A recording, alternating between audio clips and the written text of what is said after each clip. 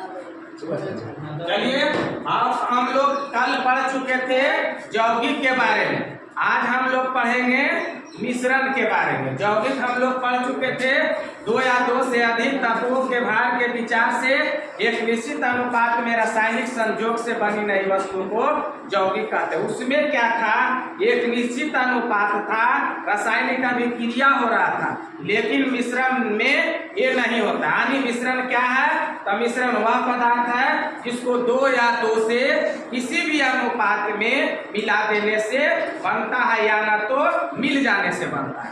दो पदार्थ रहे, दो से अधिक रहे, दोनों मिल जाए, किसी भी अनुपात में रहे तो अब वह कहलाएगा मिश्रण। वही लिखाया है, मिश्रण क्या है, दो या दो से अधिक पदार्थों को किसी भी अनुपात में परस्पर मिला देने या मिल जाने से जो पदार्थ बनता है उसे मिश्रण कहते हैं। या तो हम मिला दे या तो अपने से मिल जाए, तब उसको हम लोग कहेंगे मिश्रण। लेकिन यौगिक में ऐसा नहीं था।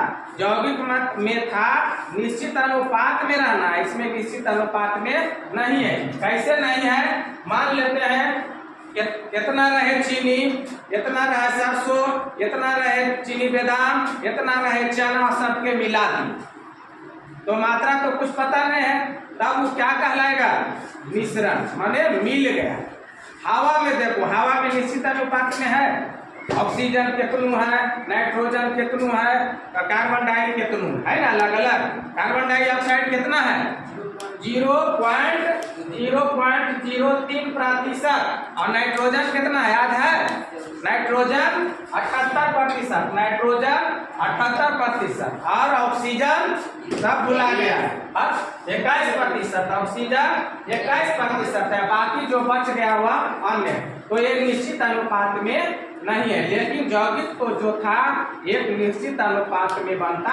हाँ, तो कैसे परिभाषा इसका हम लोग करेंगे, मिश्रण वह पदार्थ है जिसको दो या दो से किसी भी अनुपात में परस्पर मिल जाने या मिला देने से बनता है, उसे हम लोग मिश्रण कहेंगे। याद रहेगा, मिश्रण वह पदार्थ है जो दो या दो से अधिक पदार्थों को किसी भी अनुपात में परस्पर मिल जाने या मिला देने से बनता है, उसे हम लोग मिश्रण कहेंगे।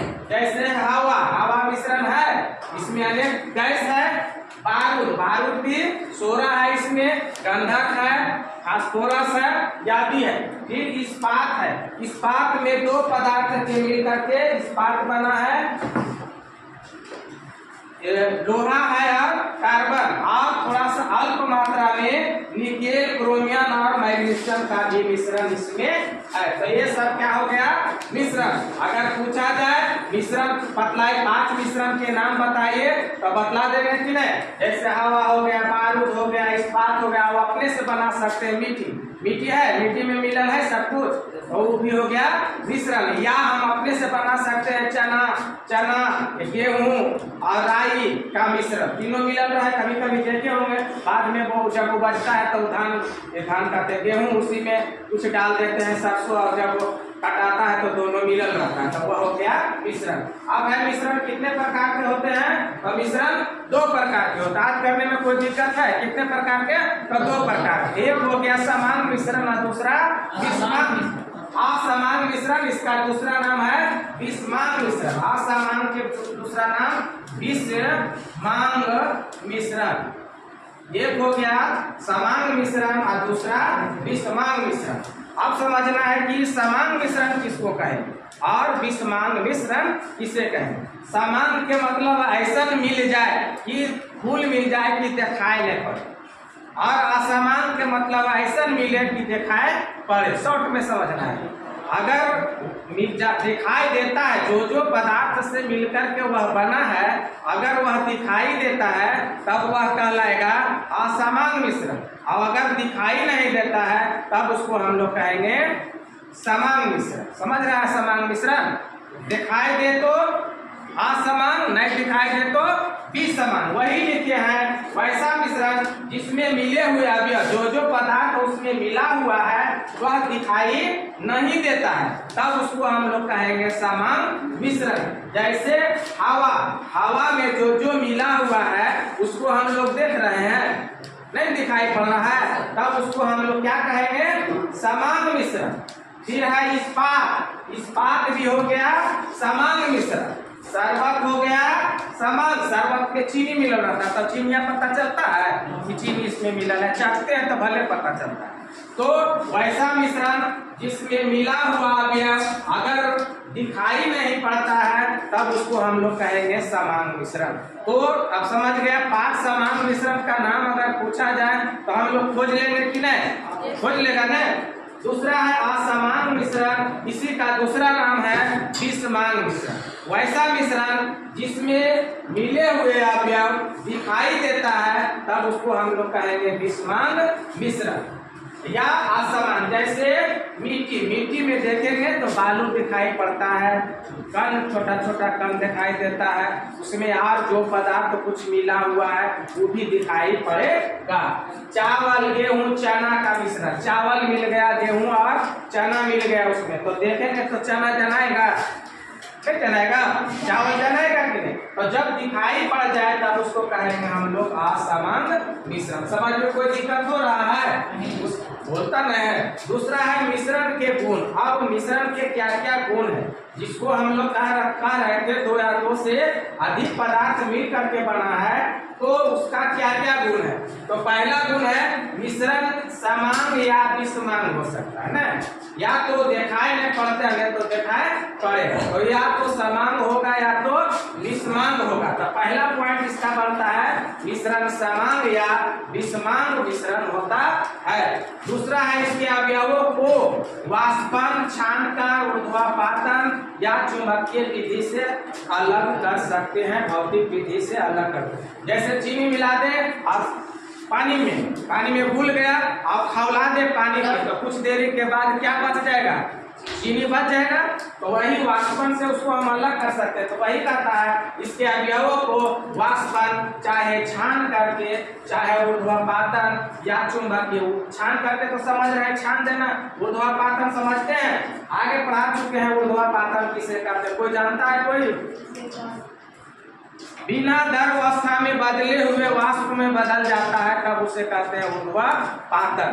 द्रव में नहीं बदलता, डायरेक्ट वाष्प में बदल जाता है। जैसे कपूर को जलाते हैं तो लिक्विड होता है, डायरेक्ट वह जल जाता है, सीधे हो जाता है, वाष्प में बदल जाता है। अब है चुंबकीय विधि। मान लेते चुंबक, अब लोहा मिलल रहे, चावल मिलल रहे, गेहूं मिलल रहे, तो चुंबक ले जाएंगे तो लोहा क्या उसमें क्या हो जाएगा? सट जाएगा, तो अलग हो जाएगा। तो इसको अवयवों को वाष्पन, छानकर, ऊर्ध्वापातन या चुंबकीय विधि से इसको हल कर सकते, ये अलग कर सकते हैं। अगला है मिश्रण के बनने में ऊर्जा, न तो उत्सर्जन होता है न तो अवशोषण होता, नहीं तो निकलता है और नहीं तो टानता है। चावल गेहूं के मिला देंगे तो गर्म होगा या बाहर से गर्म देने की जरूरत है? नहीं। मिश्रण का संगठन निश्चित नहीं होता है, कितनों मिला देंगे, इतना ही रहे, इतना ही रहे, इतना ही रहे, जितना मिला करके बना सकते हैं। इसका संगठन जो होता है, बनावट जो है, मिला हुआ है, वह निश्चित मात्रा में नहीं होता है, कम बेसी हो सकता है। इसके द्रव्यमान एवं क्वथनांक निश्चित नहीं होगा, क्योंकि भिन्न भिन्न पदार्थ मिला रहेगा तो गलने में ज्यादा समय लगेगा, वाष्पन करने में भी ज्यादा समय लगेगा।